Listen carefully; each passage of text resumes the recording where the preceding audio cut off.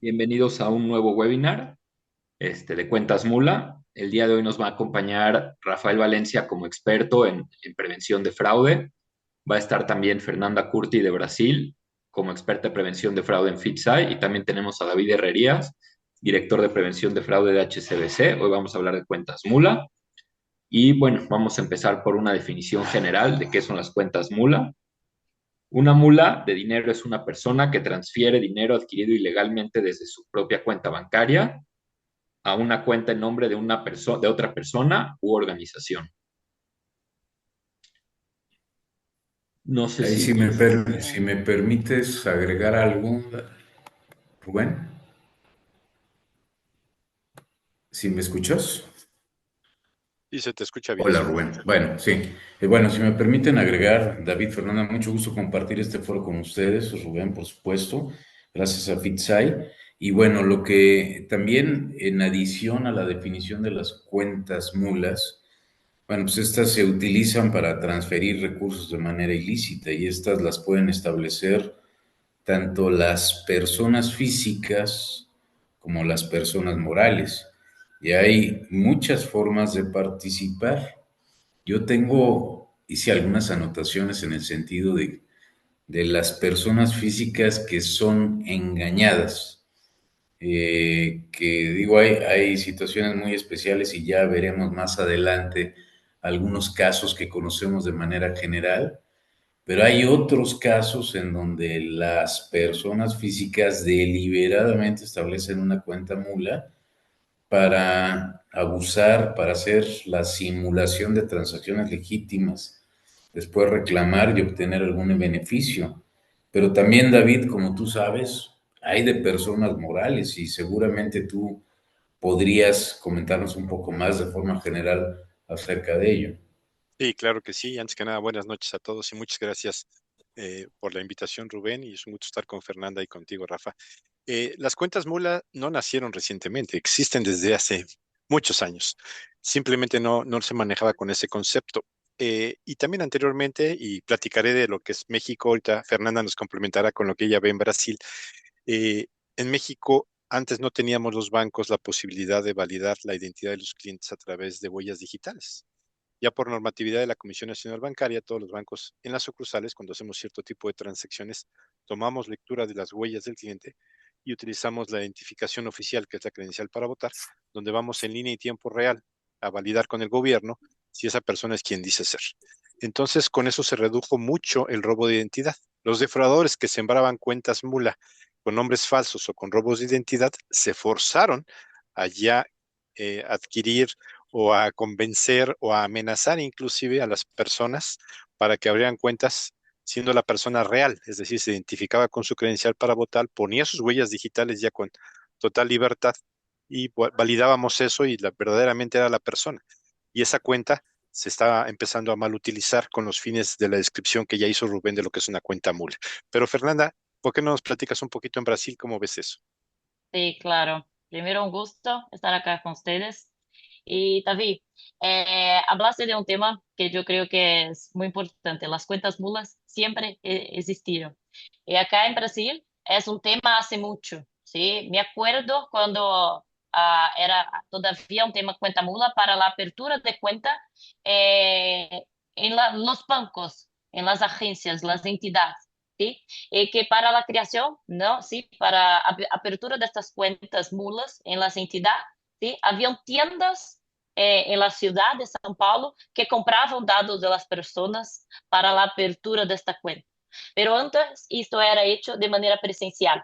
Hoy, con la evolución de la tecnología, ya es muy más sencillo hacer la apertura de estas cuentas de manera en línea, ¿sí? En una escalabilidad muy más rápida. Y por eso que hoy es un tema, escuchamos hablar mucho más de las cuentas nulas, pero esto siempre se pasó.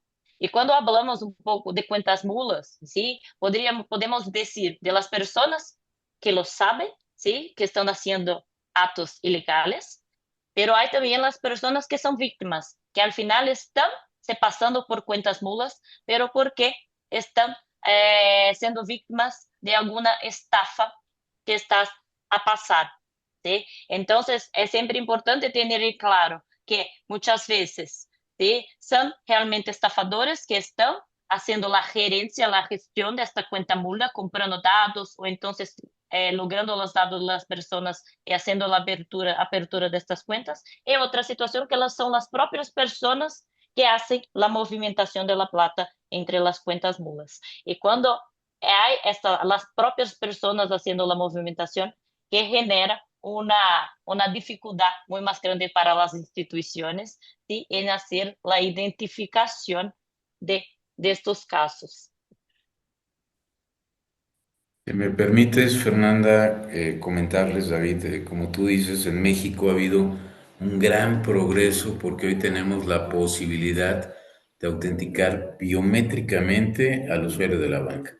Pero como dice Fernanda, con la originación remota es mucho más fácil poder burlar estos controles, aún a pesar de que haya autenticación biométrica facial de forma remota. Todo atado a nuestra credencial de lector, que en otras latitudes o en otros países puede ser la cédula de identificación oficial. Entonces, en México se ha hecho un gran esfuerzo por progresar, pero existe todavía la posibilidad de tener una cuenta de la clase que se le denomina N2, y en esas cuentas no necesitas hacer una autenticación biométrica. Entonces, existe lo que comenta Fernanda, que hay personas que se dedican a obtener datos de clientes, un registro fiscal, un CURP, una cédula de nacimiento, etcétera, para poder establecer una cuenta y a través de ella transferir los recursos.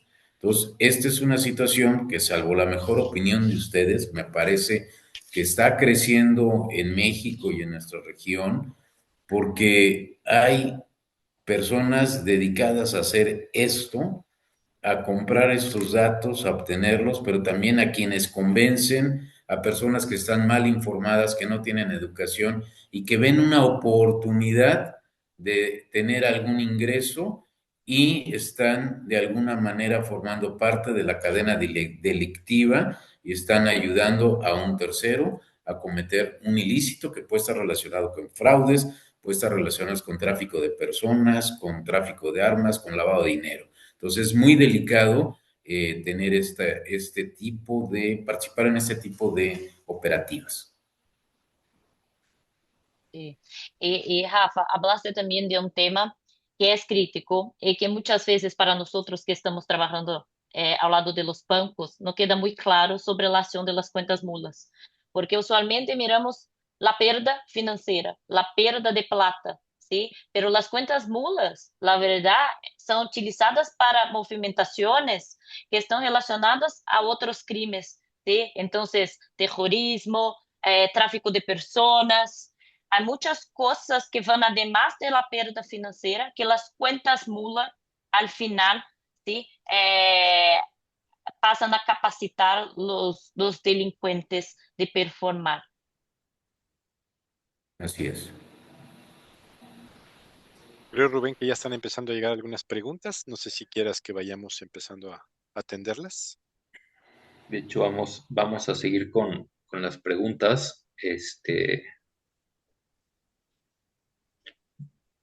¿Cuál es la diferencia entre fraude y estafa? Con gusto la comento, ya que trabajando en un banco vemos esos dos tipos de situaciones y normalmente la gente tiende a confundirlas. Y hay una definición que me pareció muy sencilla. Fraude es cuando una persona que no es el cliente es quien ejecuta la transacción. Le dicen que presiona el botón o da clic. Entonces, cuando es el cliente el que lo hace, eso es una estafa. Cuando el defraudador lo hace, es precisamente un fraude. Es decir, cuando alguien se roba las credenciales de un cliente para acceder a su tarjeta, a su banca digital, etcétera, por algún método de ingeniería social, como pueden ser correos electrónicos, mensajes de texto, la voz a través de una llamada, cualquiera de esos métodos de ingeniería social y convence y obtiene la información de las credenciales del cliente, eso es un fraude, porque el cliente, el defraudador es el que hace las operaciones en lugar del cliente o haciéndose pasar por el cliente. ¿Cuándo es una estafa?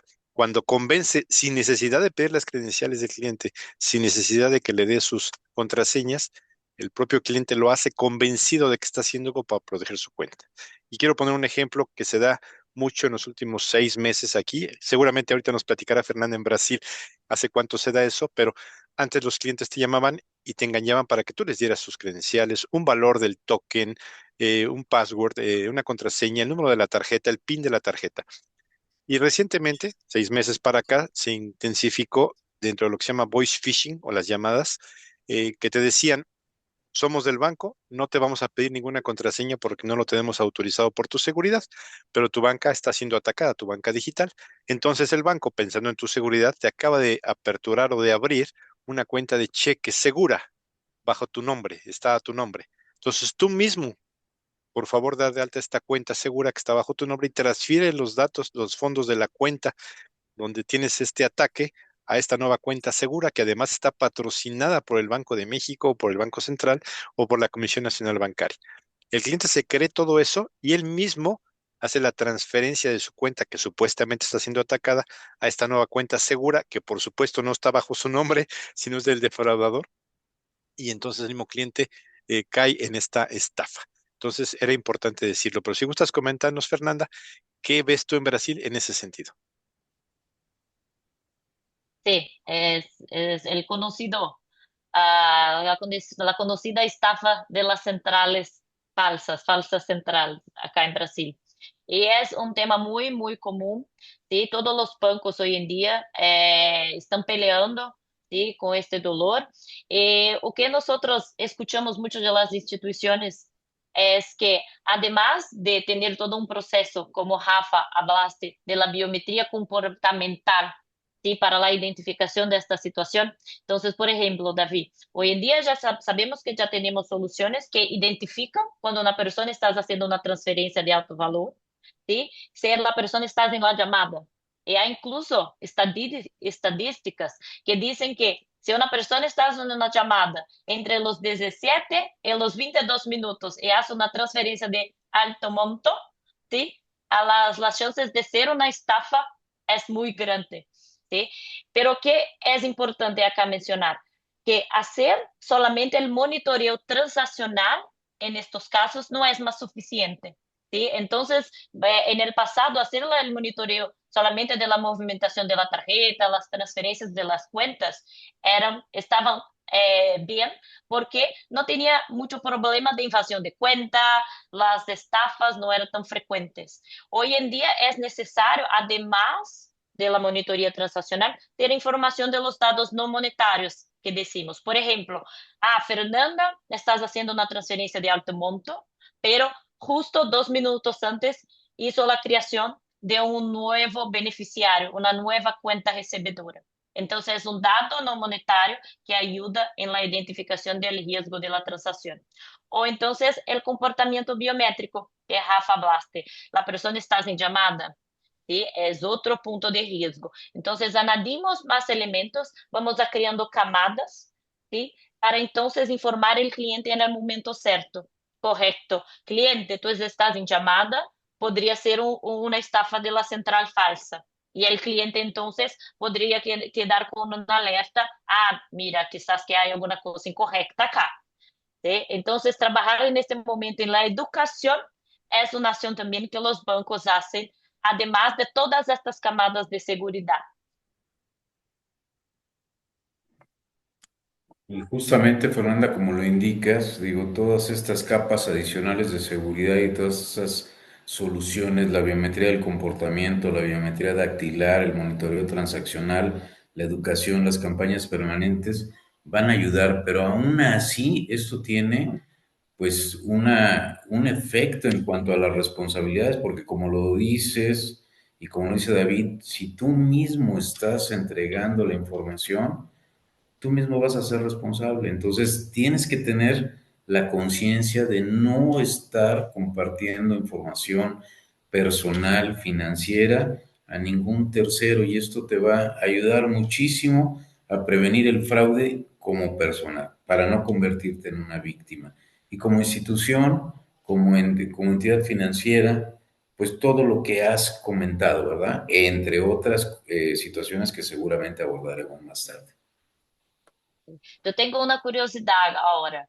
Yo me gustaría comprender cómo estás en México este tema de la responsabilidad, ¿sí? Primero, de quién es la responsabilidad de estas estafas y después, cómo que las instituciones están performando, ¿sí? Con este tema de la devolución o mismo cuando se vas para la justicia, cómo que la justicia estás decidiendo de la responsabilidad de estos casos de estafa. No sé si ustedes podrían comentar cómo pasa en México hoy en día.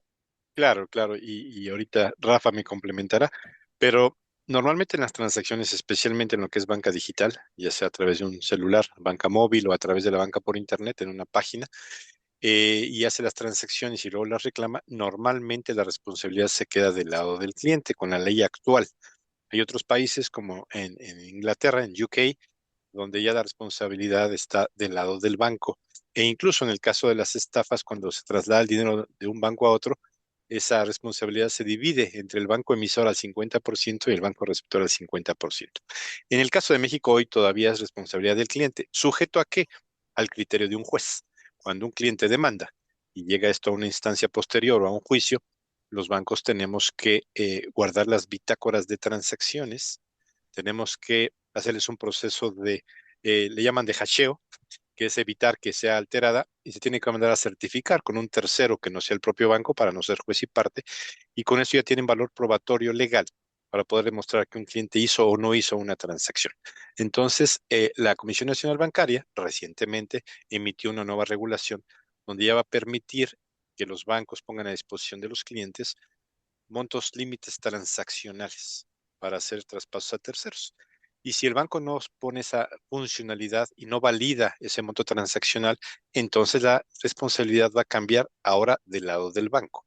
Por eso es tan importante el trabajo conjunto de todos los que participamos en la Asociación de Bancos, que no únicamente somos bancos, hay otras instituciones financieras que no son bancos, que son fintechs o que son otro tipo de instituciones que también están trabajando en conjunto con nosotros, aunque somos competidores en el mercado, somos aliados contra el fraude. Entonces, eso es algo que se está haciendo en México. Rafa, si gustas complementar, por favor.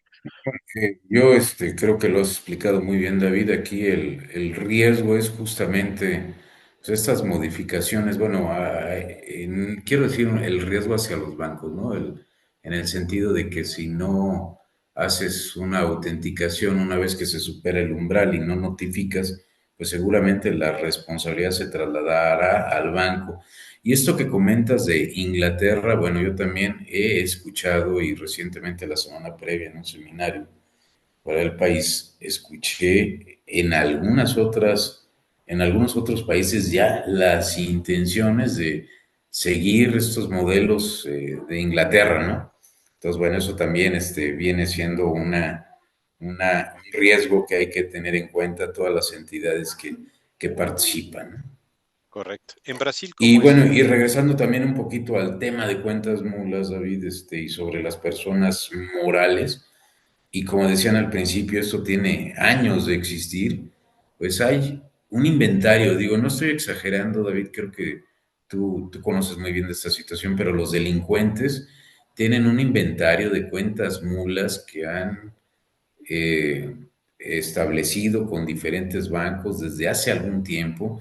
En algunas ocasiones incluso simulan transacciones que son, vamos, parecieran legítimas con el propósito de que te engañen. Y además todo esto lo hacen y lo utilizan en el momento preciso para hacer mucho más difícil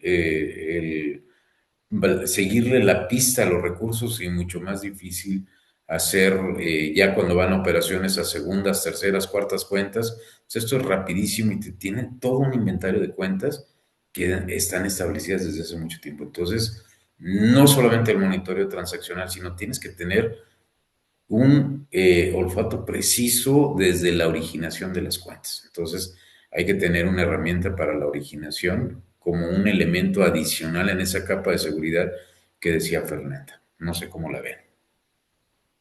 Fernanda, Sí. ¿qué nos agregas de Brasil? Sí, sobre este tema de creación de límites para clientes, es un tema que acá en Brasil tenemos casi que parecido. Acá en Brasil tenemos el sistema de transferencia en línea, que es muy famoso en todo el mundo, que es el Pix. Y acá en Brasil, 70% de todas nuestras estafas pasan por el medio de Pix. Y lo que el Banco Central de Brasil recién hizo fue crear también un punto de límite transaccional cuando esta transferencia es hecha para un device, ¿sí? Que no es conocido por el cliente. Entonces, para devices que no son conocidos, el cliente solo puede hacer una transferencia en línea de hasta R$ 200, el monto de la transferencia. Y también hay un límite por día, que es de R$ 1.000. Entonces, una transacción única, 200, y el acumulado el día R$ 1.000. Y además de esto, es obligación ahora también de los bancos hacer una validación de las cuentas en un repositorio que el Banco Central disponibiliza, que es el Banco Central de Brasil está trabajando muy fuerte en esta parte de compartimiento de datos.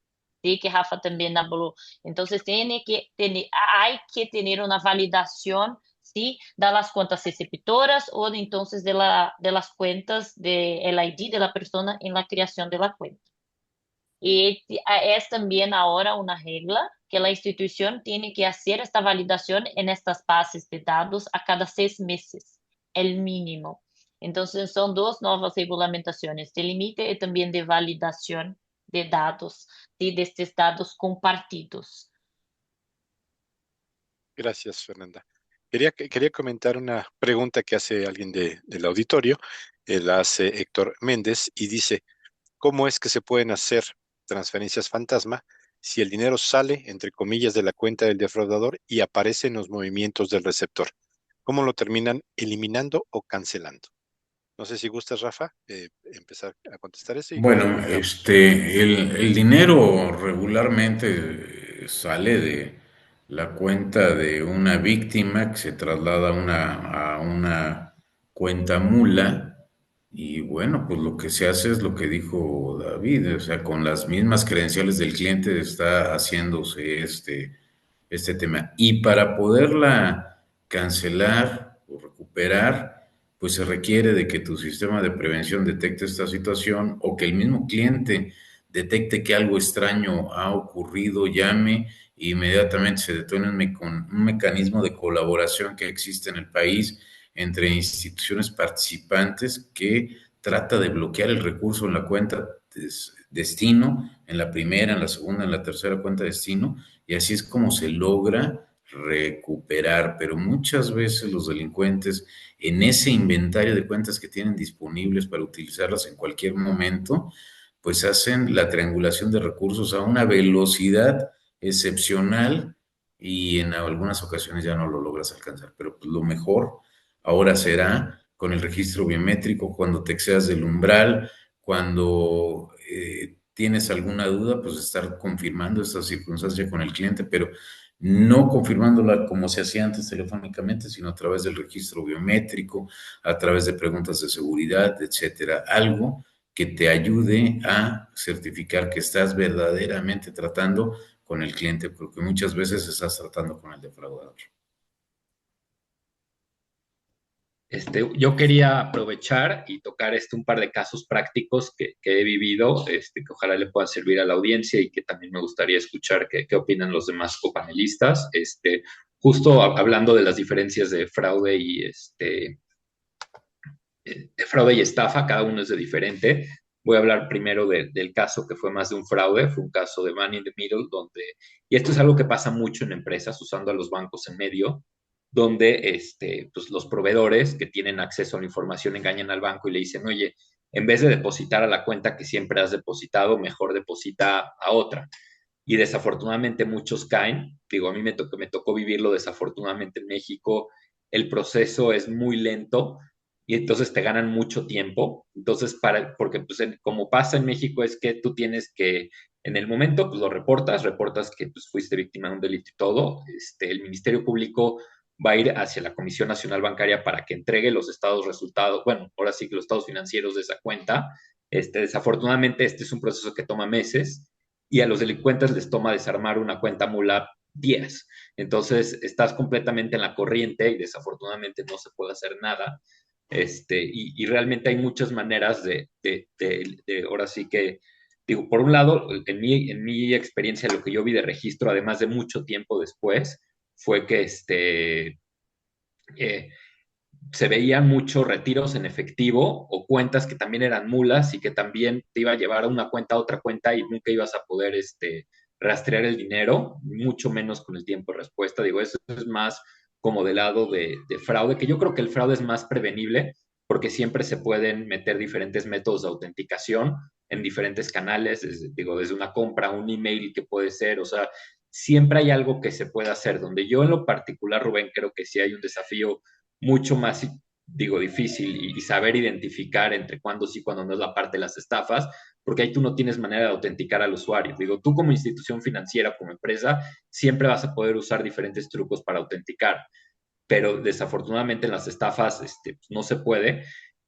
Yo voy a contar ahora otro caso que aquí me pasó a nivel personal, que alguien hackeó el teléfono de una persona cercana a mi esposa y le pidió que depositara dinero a esa cuenta. Digo, yo estando en el mundo de prevención de fraude, traté de darle la vuelta al cibercriminal y lograr que me deposite a mí. Entonces lo que hicimos no me salió, pero lo que empezamos a decirle es, mira, yo no puedo, o sea, sabíamos perfectamente, aunque venía desde el número de WhatsApp de la persona y todo, ¿sabes? O sea, lo primero que hizo mi esposa es marcarle y le dijo, no, no soy yo, me hackearon el teléfono. Entonces, lo que hicimos es, mira, no te puedo depositar los 30,000 pesos que me pides porque el banco no me deja dar tu cuenta de alta para tales montos a menos de que tú me deposites el mínimo. Entonces queríamos ver si caía y me depositaba los 500, pero no, o sea, 500 pesos para que después registre la cuenta y yo la deposite, pero no, no cayó, digo, desafortunadamente los cibercriminales son muy ingeniosos y le saben dar la vuelta a cualquiera de estas situaciones. Y creo que ahí también hay un reto muy importante como empresas y como bancos y como personas, porque en una estafa, como te digo, no, es mucho más difícil autenticar. O sea, no tienes todas esas herramientas a la mano y digo, no sé qué se está haciendo. Digo, siempre va a haber la parte conductual y puedes decir, bueno, si la conducta del usuario pues, se ve como que pudo haber sido estafado, pero pues, es algo un poco complejo y difícil de definir, pero bueno. Fíjate, David, que fuiste víctima de un compromiso de correo electrónico. Eso es muy complicado. Generalmente tienes que darte cuenta y dar aviso, pero como tú dices, pues la ventaja la tiene ahí, en este caso, el defraudador que actúa muy rápido y tú tienes que presentar denuncia, etcétera, etcétera. Pero bueno, y del otro tema, pues bueno, reaccionar como reaccionaste. Tú sabías que no debías de depositar a la cuenta del tercero, puesto que confirmaste con tu contacto que no se trataba de él. Pero justamente esto lo haces porque tú ya viviste una experiencia propia y a veces la comunicación que se han dado en diferentes organizaciones y que llega por todas las vías, inclusive los medios públicos, a los usuarios de la banca o de la no banca, porque ahora hay instituciones que no son bancarias, y pues de alguna manera siguen cayendo en este tipo de prácticas. Y aquí es donde tenemos el reto como banca en México de las modificaciones a las que hizo referencia David, porque ahora vas a tener que entrar en una campaña permanente y que sea efectiva para que puedas tú prevenir este tipo de situaciones. Y vas a tener que tener lo que decía Fernanda, el monitoreo transaccional, la originación y los biométricos y todas las capas de seguridad posible para identificar que no se trata de un tema de fraude o de estafa. Pero es sumamente complicado la estafa porque el cliente está participando activamente en la misma, se la cree, y hay algunos casos que te venden un vehículo a precio irrisible, unas vacaciones, hay ahora la estafa de enamoramiento, la estafa de inversiones. Bueno, es terrible, tiene una imaginación que bueno, ya la quisiéramos muchos, ¿no? Para poder prevenir. Y además, bueno, hay una carga de impunidad, porque tú dices, yo voy con él a denunciar y se tardan tiempo o no me atienden, bueno, pues qué fastidio, ¿no? Pero bueno, eso es lo que... Pero seguramente David y Fernanda tienen más comentarios al respecto. Yo quería añadir la forma en que los defraudadores mueven el dinero entre esas cuentas mula es impresionante. Como se mencionó, las cuentas mula no están sembradas hoy ni ayer, tienen semanas, meses o incluso algunos años sembradas y las van utilizando para sembrar un comportamiento transaccional para que uno lo vea como normal. Y dado que ahora ya todo se hace con biometría, con huellas digitales o ya sea con registro facial, pues las cuentas son de la verdadera persona que la aperturó. Lo que hacen los defraudadores es multiplicar el número de transacciones, es decir, dispersar los fondos en montos menores a el primer depósito recibido, y entonces pasan debajo del radar, por decirlo así, de los sistemas de monitoreo de los bancos. A pesar de que se han implementado sistemas de monitoreo mucho más sofisticados, hacen esto. Y ahora muchos bancos estamos combinando el análisis de variables de comportamiento transaccional con lo que mencionó Fernanda, lo que son transacciones no monetarias, ¿no? Altas de cuentas, cambios de claves, etcétera, etcétera. Y también con experiencia en buro de crédito de esos clientes. Y también con su experiencia en redes sociales. Hay forma de obtener información en redes sociales para ver la relación de estas cuentas entre sí. Y todo ese análisis de los perfiles del usuario y del perfil transaccional es lo que nos va a permitir empezar a detectar y alertar. Y algo muy importante que vamos a comentar un poquito más adelante es a través de cómo los bancos y las instituciones financieras que no son bancos estamos juntos en una especie de consorcio para intercambiar información y poder detener este tipo de personas. ¿Gustas complementar, Fernanda, antes de que lea una pregunta que llegó específicamente para ti? Sí, bien, yo voy a complementar con caso. Yo sé que Rubén le gusta casos, entonces, pero ahora voy a traer un caso, sí, de romance, sí, que la verdad no tiene una pérdida financiera, pero hay muchas veces, muchas situaciones que estos estafadores pasan a crear esta situación de romance y haciendo con que la persona que se cayó en la estafa haga transferencias financieras. Entonces, por ejemplo, yo voy a enviarte un regalo, ¿sí? Ese llega para que tú necesitas pagar como el precio de la entrega del producto, ¿sí? Tú usas este monto que yo pago, yo paso para tu cuenta. Pero al final no envía regalo y pide la plata de vuelta para pasar para otra cuenta. Entonces la persona al final hizo el papel de una cuenta mula, ¿sí? De transferir la plata, de recibir la plata y hacer la transferencia para otra cuenta sin ni tener idea, ¿sí? Entonces es una situación que es muy compleja de identificar. Rubén, hablaste mucho de este tema, de cómo identificar, ¿sí? O entonces cómo parar, contestando la pregunta anterior. Acá en Brasil, los bancos tienen la obligación de dejar esta funcionalidad para los clientes en su aplicación, ¿sí? De hacer el cancelamiento de la transacción, porque el cliente una vez que percibió que se cayó en una estafa, podría hacer el cancelamiento. Pero pasa que los estafadores hacen la transferencia de entre cuentas de manera muy, muy rápida, ¿sí? Y es imposible. Tú para la transferencia de la primera cuenta, pero la transferencia de las cuentas siguientes no es posible parar más. Y lo que las instituciones acá en Brasil están haciendo es la utilización de una funcionalidad del sistema de PIX, que es el bloqueo cautelar. ¿Qué pasa? Las instituciones que tienen una inseguridad sobre de la veracidad, de la seguridad de una cuenta, pueden demorar hasta 72 horas para hacer el crédito del monto. Entonces, yo tengo una cuenta que no tenía movimentación por 6 meses, o entonces recibía fondos solamente de una cuenta y ahora pasó a recibir fondos todos los días de cuentas distintas. Estás haciendo muchas movimentaciones en el mismo día, corto espacio de tiempo.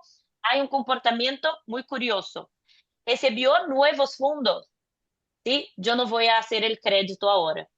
Yo voy a esperar 72 horas para hacer una investigación más profunda o entonces esperar que algún cliente que hizo una transferencia haga una reclamación, ¿sí? Pida para devolver la plata.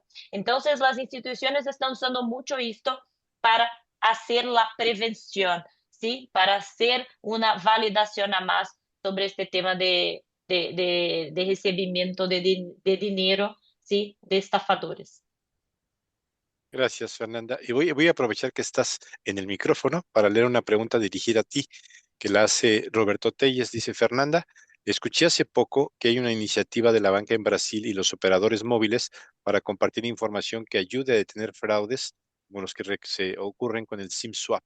¿Qué nos puedes comentar al respecto, por favor? Sí. En Brasil, con el PIX, ya había esta DICT, que es este sistema de compartimiento de estos datos comprometidos. Pero recién el Banco Central de Brasil también hizo la liberación, es decir, de una nueva regulamentación que es la resolución 6 del Banco Central de Brasil, que significa que todas las instituciones autorizadas a recibir pagos necesitan hacer el reporte de los datos fraudados. ¿Sí? Entonces, documentos, teléfonos, todos los datos involucrados en una estafa hasta 24 horas después de la identificación de esta estafa. Entonces, es un banco de datos compartido entre todas las instituciones que pueden hacer la validación de nuevas creaciones de cuentas, tanto para cuentas naturales o entonces de empresas. ¿Sí? Entonces, es este centro de datos que las empresas pueden usar hacer esta validación de información. Gracias, Fernanda. Rafa, tú llevaste y lideraste aquí en México, junto con los bancos, el ir también con la autoridad que administra las empresas celulares para también hacer un esfuerzo similar. ¿Podrías platicarlo, por favor? Sí, bueno, se trata de que se pueda tener al Instituto Federal de Telecomunicaciones participando. Digo, ya se han hecho algunos ajustes en las compañías telefónicas justamente para evitar el SIM swap, que es la introducción de registros biométricos. Entonces se compartió información y lo que ofrecen es que a través de la intervención de ellos podamos tener la colaboración de las compañías de telecomunicación para aportar información, algo así como lo que hoy funciona para la validación que se hace en línea sobre el estatus de un teléfono de alguna cuenta, hoy a través del sistema de validación en línea de la Asociación de Bancos. Entonces, ese es el compromiso, que la autoridad nos apoye con la colaboración de las compañías telefónicas, como hoy sucede también en Brasil. Gracias, Rafa. Rubén. Y eso es fundamental. Digo, yo hablando de casos prácticos, otros de mis miles, bueno, que estando en una compañía de teléfonos y cambiando de plan y de teléfono, me ofrecen por 200 pesos hacer todo el cambio del celular viejo al nuevo. Y ahí fue donde me hicieron el malware, digo, pues bueno, digo, de ahí ya después cayó la parte del phishing, pero a final de cuentas, lo que quiero hacer referencia y todo, el punto que quiero tocar es que sí es muy importante la colaboración con la parte telefónica, porque sí hay muchos puntos que pueden ser explotados, digo, está la parte del SIM swapping, de que alguien pues no se identifique, o se identifica a nombre del usuario y puede hacer el SIM swapping, o está esta parte de colaboración entre agentes de telefónicos con la parte de defraudadores. Y sí, digo, dado que nosotros tenemos pues, toda nuestra información en el celular, pues es un activo que no nos damos cuenta de lo importante y vulnerable que puede llegar a ser. Y por lo mismo, pues es crucial tener una participación colaborativa con toda la industria telefónica. Claro. Fer, ¿ibas a complementar algo? No. Fernanda. Fernanda iba a complementar. Así, solo me comentar un tema sobre de SIM swap. En el pasado, las empresas en Brasil compraban este servicio de SIM swap. ¿Sí? Entonces, hay todo un costo relacionado para esta validación. Es un tema que las instituciones financieras pasaron a tener en cuenta porque justamente es una situación que pasaba mucho en Brasil.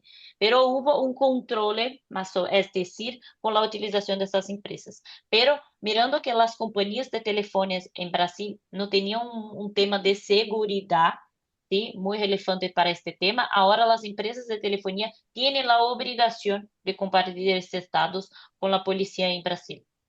¿Sí? Que es un tema que garantiza también el compartimiento de estos datos y también la penalización, ¿sí? De las situaciones en que este caso de SIM swap, ¿sí? Que el cambio del número de teléfono de un SIM card para el otro pase. Entonces es para trabajar en la reducción de esta situación. Gracias, Aquí Fernanda. la colaboración es sumamente importante y es cuando ya debemos de dejar de trabajar en silos y autoridades, bancos, telefónicas y todo el que tenga información debe de contribuir y de esta forma va a poder evitarse este dolor que existe y que de alguna manera hay víctimas, usuarios de los servicios financieros, pero también hay víctimas, bancos o instituciones emisoras de tarjetas, que no son Claro, y hay bancos. que agregarle a eso dos nuevas variables. Una de ellas es la introducción del eSIM o eSIM, donde ya no hay un SIM físico que se introduce en el celular, sino ahora es totalmente parte del celular mismo, y los defraudadores ya empiezan a utilizar ese tipo de artimañas. Y dos, en México ya se hace popular ahora una nueva funcionalidad del pago interbancario que se llama DIMO o dinero móvil, donde la cuenta ya no es una cuenta como tal de cheques, sino es el número celular de la persona que va a recibir el dinero. Mm, Entonces ya estamos viendo casos de cuentas mula en celulares que son claro, comprados o que son falsos o que son desechables, que están utilizando para este tipo de transacciones pulverizadas, como comentamos, para hacer estafas o hacer fraude a través de cuentas mula. Ya no es una cuenta mula, ahora es un celular mula, ¿no? Entonces es interesante ese claro, concepto. sí, claro, muy bien. Acá en Brasil hablamos muchas veces que no es más la validación de un usuario. Hoy en día hablamos de la validación de un device, porque es Exacto. todo el comportamiento del device, lo que la persona hace. Entonces, cómo usa su teléfono, se cambia de posición, ¿sí? Se usa con el dedo derecho, izquierdo, o entonces la G que estás conectada. Entonces, es muy un tema del device hoy en día. No tenemos más identidad, tenemos un device. Eso es buenísimo, digo, lo que es el biométrico, el comportamiento es buenísimo, pero también eso que decías, Fernanda, de los límites cuando no conoces el dispositivo, cuando es un dispositivo nuevo, el límite de transacción y el límite diario, eso es buenísimo.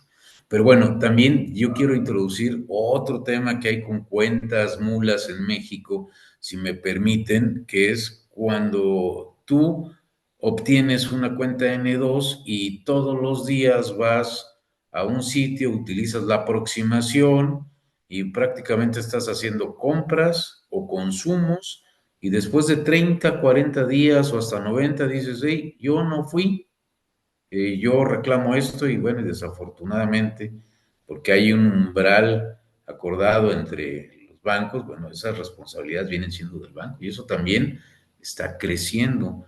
Y también el uso de la venta de datos para poder establecer una cuenta en E2. Así que tienes que tener mucho cuidado con tu información personal y financiera. Insisto, creo que esa es la clave, independientemente de toda la tecnología, esa simpleza es lo que te ayuda a evitar ser víctima de un fraude. Gracias, Rafa. Comentaba con Rubén, con Fernanda y con Rafa que estamos hablando mucho de cuentas mula y seguramente en la auditoría hay mucha gente experta en el tema ya que trabajan en algún tipo de institución financiera y habrá otras personas que no trabajen ahí, pero que han visto, sufrido o sabido de este tipo de situaciones.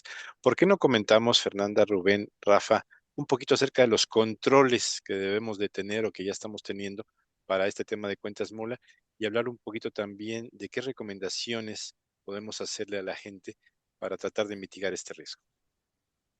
Bueno, si me permite, David, Fernanda, en materia de controles, definitivamente tienes que revisar el proceso de originación.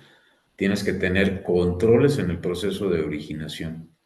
Tienes que evaluar la práctica de riesgos o la política de riesgos. ¿Es conveniente o no es conveniente tener o aperturar o ofrecer cuentas N2? También debes de definir los perfiles transaccionales. ¿Qué es lo correcto? Que un cliente tengas por un espacio de 60, 90 días solamente haciendo transacciones con aproximación, me parece extraño. Y pagando los mínimos, pues me parece muy extraño. Por supuesto, tener un registro de reclamaciones. Y voy a decir algo muy polémico, pero pues a veces también necesitas desafiar la transacción. Tienes ese cliente con ese comportamiento, pues bueno, trata de autenticarlo con un segundo factor de autenticación. Digo, yo sé que va a ser complicado que la responsabilidad recaiga en él, pero de alguna manera pues ya lo tienes identificado. Además, tienes que asegurarte de la entrega de la tarjeta de débito, de la tarjeta de crédito a la persona que sea la que generó esto. También tienes que afinar tu proceso y revisar el proceso de activación. Sin duda, compartir la información en estas soluciones de consorcio que has comentado, David, pero además hay convenios para compartir información de cuentas mulas, evaluar la visita domiciliaria en algunas cosas, porque muchas veces no tienes ni contra quién demandar, ni con dónde estaba, qué pasó. Y bueno, correlacionar los eventos y vincular la generación de créditos, porque una vez que ya te entran con la cuenta mula, seguramente van a tratar de tener hasta algún crédito, generar historial y todo eso, pues lo tienes que hacer. Entonces, compartir información y además, pues entrenar, ¿no? Entrenar a tu cliente, a tu usuario. Claro. Gracias, Rafa. En Brasil, De Fernanda, nada. ¿qué tipo de controles se han implementado en ese sentido? Bien, yo no quiero repetir mucho lo que hablamos ya y que Rafa hablaste mucho bien, que Rafa cubrió mucho, ¿sí? De las mejores recomendaciones, pero hablamos del control en la apertura de cuenta, ¿sí? De la consideración del perfil transaccional del cliente. Un tema acá que yo ya hablé también, pero me gustaría llamar la atención, para hacer el monitoreo también de las recepciones de plata de esta cuenta. Es siempre muy importante saber de dónde la plata está llegando. Otro punto que me gustaría llamar la atención, que es una acción que las instituciones están tomando también hoy, es crear modelos de propensión para identificar si tu cliente tiene propensión a ser una cuenta mula. Entonces sabemos que hoy en día también está creciendo la cantidad de cuentas mulas porque es un negocio. Entonces los jóvenes que, por ejemplo, no tienen empleo, pasan a vender sus datos, a vender su cuenta para ganar un fee, una tasa así de esta movimentación. Entonces, también crear modelos de propensión para identificar cuáles son las cuentas que tienen un riesgo de ser una cuenta mula, o entonces cuáles son las cuentas que tienen un riesgo de ser víctima de una estafa, ¿sí? De hacer la transferencia. Entonces, por ejemplo, las personas más grandes, que muchas veces son más sensibles, que no conocen, no están muy acostumbradas con el mundo digital, quizás que crear modelos de propensiones para comprender, para llamar la atención cuando estas personas más sencillas caen en este tipo de estafa. Y otro punto siempre es la educación, que Rafa ya lo dijo, pero es siempre bueno llamar la atención. La educación que los bancos lo hacen, que nosotros como personas, ¿sí?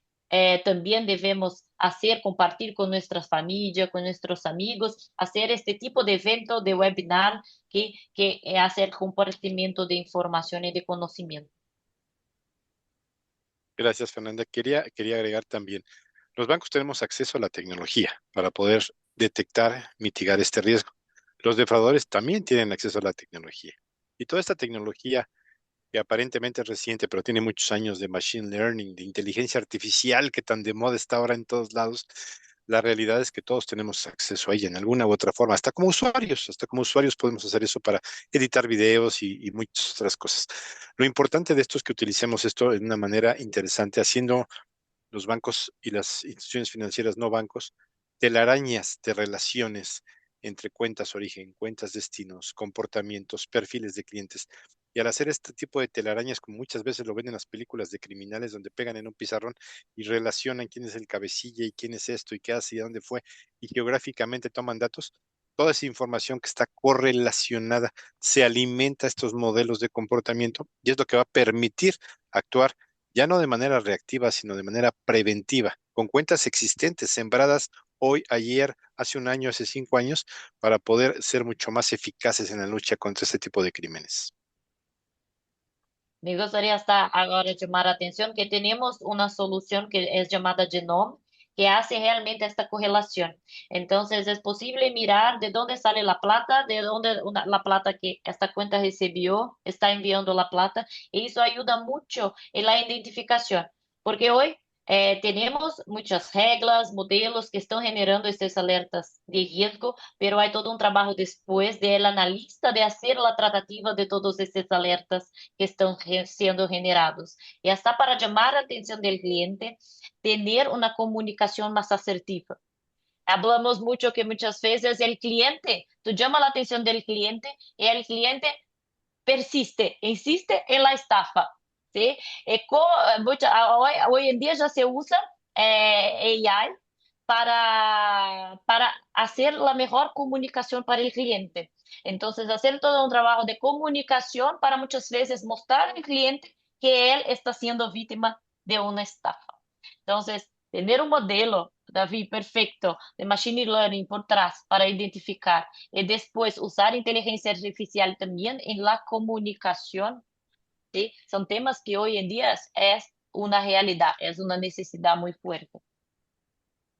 Y bueno, y si me permiten, nunca dejar de recordarle al cliente que nunca debe de compartir sus datos bancarios, que nunca debe de hacer operaciones bajo instrucciones de un tercero que desconoce, que no debe de entregar sus datos por dinero, no se debe de vender y tiene que tener cuidado cuando le dé su información bancaria a otra persona, solamente hacerlo con quien conoce, con quien tiene un trato. Digo, ya también lo dijo David en materia de la ingeniería social, bueno, pues hay que no descargar, no estar enganchándote en las llamadas.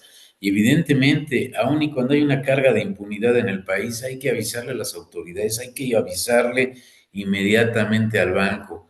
La tecnología en colaboración con la educación, con la preparación, nos van a ayudar, porque la gente que cae en esto por dinero, que vende sus datos, que encuentra un nicho para tener un suplemento, pues realmente se está metiendo en una situación muy complicada que puede ser castigada de manera muy fuerte en nuestro país y en la región seguramente. Así que hay que tener en cuenta todas estas recomendaciones.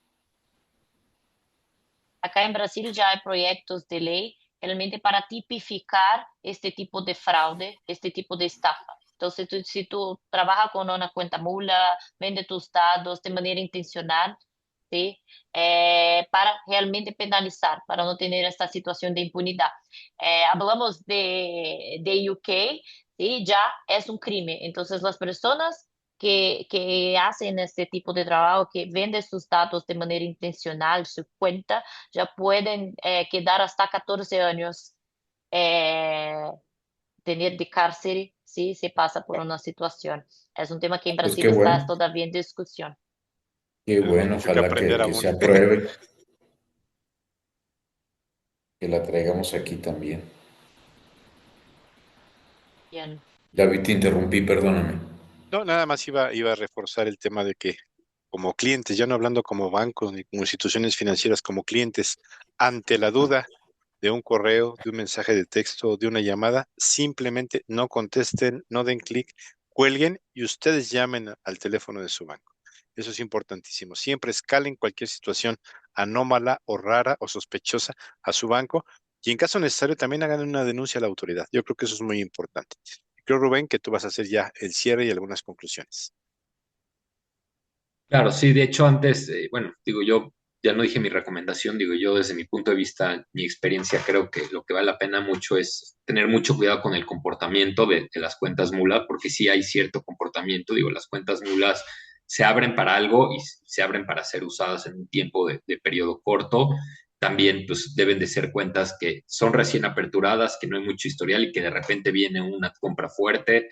Yo creo que debe haber algo ahí, pero lo que yo más me gustaría preguntarles a mis tres copanelistas, no sé si, qué me puedan decir todos, qué se está haciendo a nivel colaboración o cómo ven con la colaboración como una herramienta de prevención a nivel cuentas mula, porque me imagino que esto pues, lo están viviendo todos, entonces, ¿qué se podría hacer?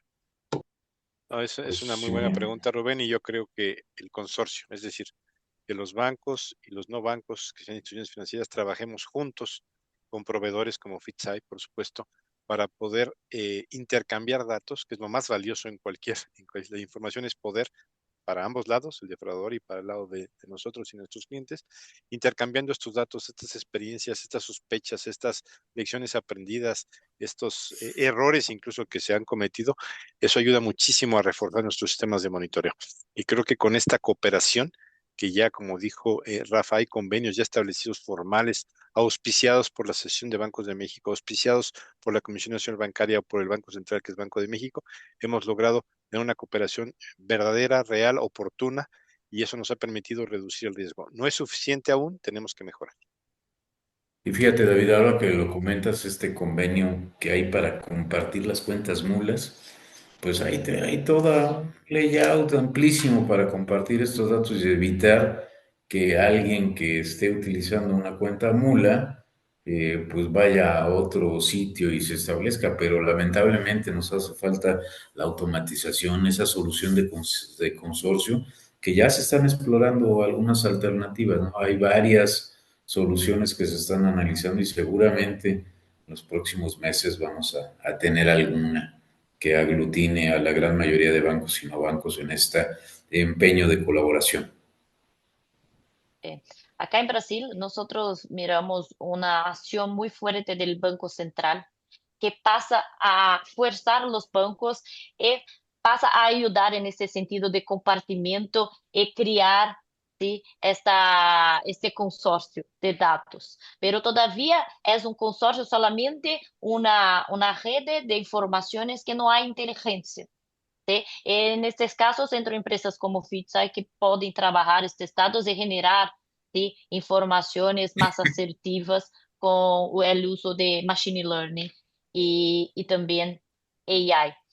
Yo me acuerdo que yo era parte de ASAMEP, ¿sí?, en México, que era, na verdad, una asociación de las instituciones de pagos, ¿sí? Y había toda esta discusión también para compartir, por ejemplo, los comercios fraudulentos, fraudadores que estaban aplicando una estafa en el credenciador A, pero también en el credenciador B. Y había mucho esta dificultad de organización, ¿sí?, de cómo juntar la información de todas estas partes, ¿sí?, del mercado para trabajar en esta información. Y es también un tema que FitSci está trabajando. Acá en Brasil, nosotros tenemos grande parte del mercado brasileño, por ejemplo, de adquirência, ¿sí?, que nos ayuda a poder identificar comercios que están aplicando fraude en un adquirente A y también en el adquirente B, ¿sí? Y es un tema también que en México yo creo que está muy fuerte y que también es la intención de FitSci una vez que empezamos a entrar en el mercado.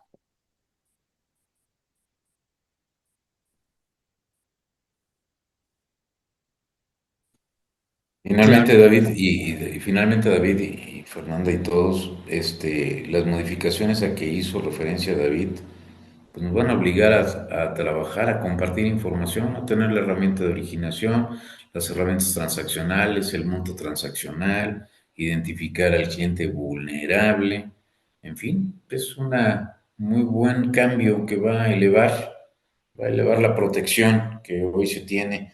Pero bueno, obviamente la eleva para los bancos, pero todos los demás también debemos de trabajar al unísono para que podamos estar mejor protegidos y colaborar en educar. Educar Correcto. también es una clave. Gracias. No sé, Rubén, si tenemos tiempo para una última pregunta del auditorio.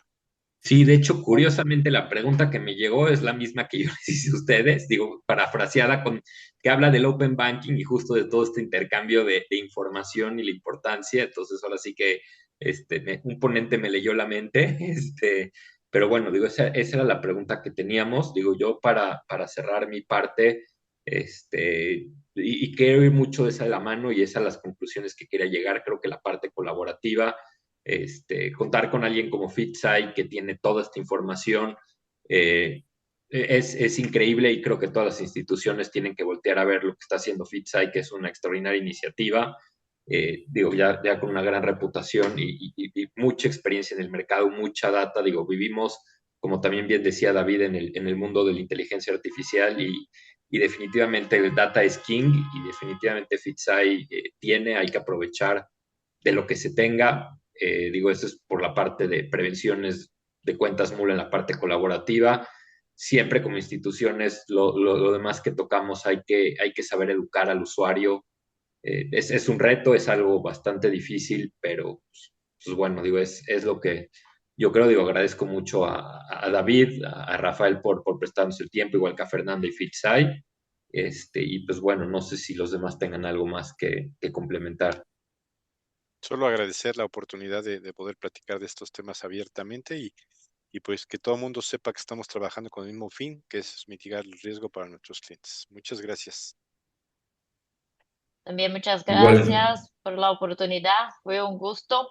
Yo sé que tenía más preguntas, así que yo vi una de Open Bank. Esta persona que envió esta pregunta puede me enviar un mensaje en LinkedIn que yo contesto. No tenemos más tiempo acá, pero será un gusto. Sí, hay muchas cosas a comentar de este tema que yo creo que es muy importante, va a ayudar mucho en este tema de identificación de cuentas mudas. Pero de nuevo, gracias a mis compañeros acá por todo el compartimiento de conocimiento. Para mí también fue una clase acá estar con ustedes. Entonces, pues gracias. yo también quiero decir gracias, obligado, por estar aquí en esta sesión y en haber permitido todos tener este acercamiento que es académico de alguna manera. Estamos hoy todos los que participamos conocemos más de cuentas mulas, de algunas derivaciones, etcétera, legislación, proyectos, soluciones. Muchísimas gracias por todo.